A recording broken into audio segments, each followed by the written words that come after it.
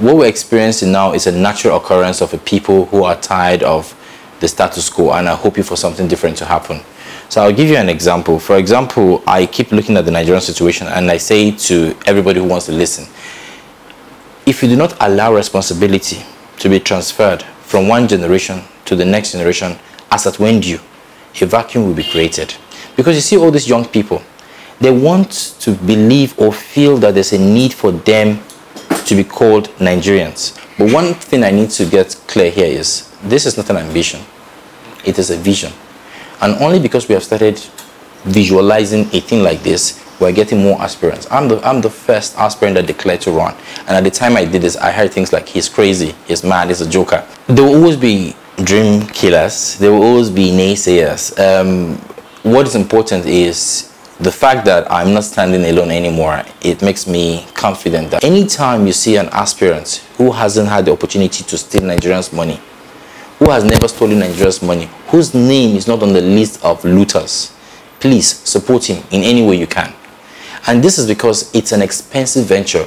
The mere fact that you have to travel from point A to point B, not forgetting that this guy, all he receives or all he earns is just enough money to take care of his immediate family. Now you have to start thinking, where is this resources coming from? If the resources is not going to come from the collective group of Nigerians who are actually seeking for this better country, and if we're not careful, the moment he agrees that, okay, I can't sustain this anymore from my own personal resources, I have to look for one older man here or elderly guy there who has had access to our collective treasury and ask him to give me money, then the whole process has been distorted.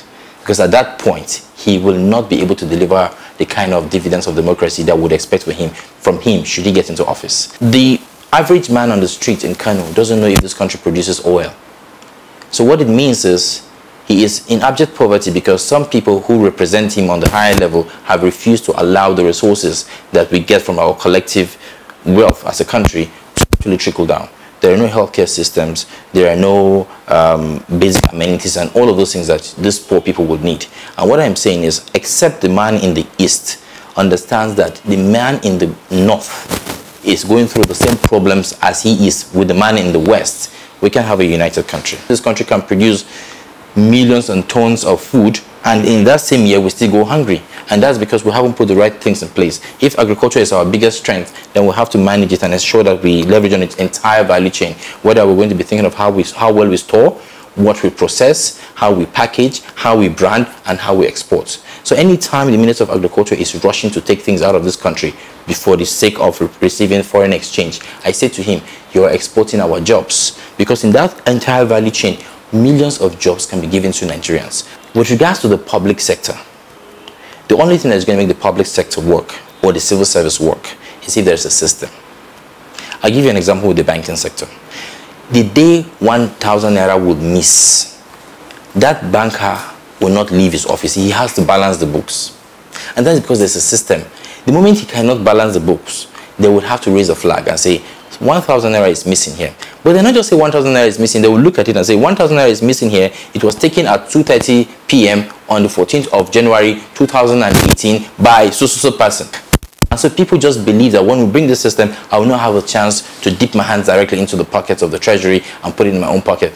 And except we are going to have a leadership with strong political will and determination, we will not be able to have this kind of system, whether from the time you have been employed or to the time you are going to retire. The system should read every single day that Mr. AA has 8,100 days left in the civil service, 8,000 days left in the civil service, 7,999 days left in the civil service, and that's how it counts down. So the day your time comes, you are going.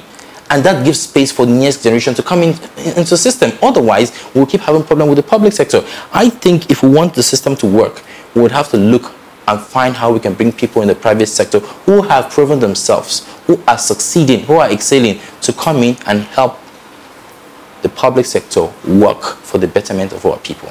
I would want Nigerians to be very critical about ensuring that we're not going to fall into the same kind of crisis that we always fell in, where same people would move to a new platform and call it a new name, and then we get fooled into the system.